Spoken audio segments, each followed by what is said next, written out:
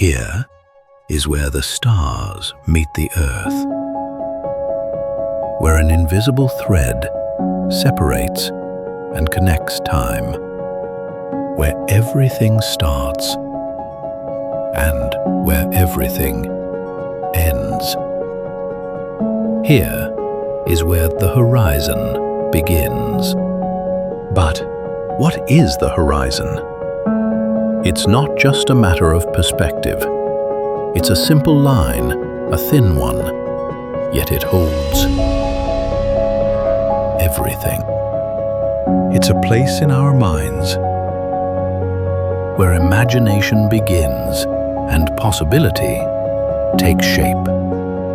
And when it comes to our life, the horizon is going beyond space,